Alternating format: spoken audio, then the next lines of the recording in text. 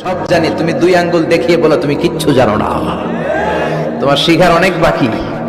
জাননেওয়ালার উপরও জাননেওয়ালাও আছে, ঠিক কিনা? এজন্য আমরা যেন বিনয়ী হই।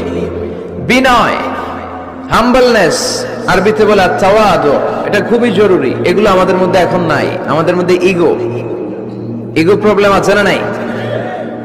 অহংকার, জেলাসি, অ্যারোগ্যান্স, এগুলো থেকে সম্মানিত ভাইয়ের আমাদেরকে বেরিয়ে আসতে হবে। দেখবেন সমাজে যারা খুবই হাম্বল, বিনয়ী, তাদেরকে সবাই পছন্দ করে না? আর অহংকারীদের কেউ পছন্দ করে না। সামনে সালাম দেয়, পিছনে গালি দেয়। কথা বলেন?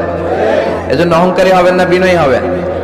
বিশ্বনবী বলছেন, আল্লাহ আপনি আমারে বিনয়ী বানান, আপনি আমারে ধৈর্যশীল বানান, আপনি আমারে শুকর গুজার বানান। আমার চোখে আল্লাহ আপনি আমারে ছোট বানান, মানুষের চোখে আপনি আমারে বড় বানান। বলেন আমিন।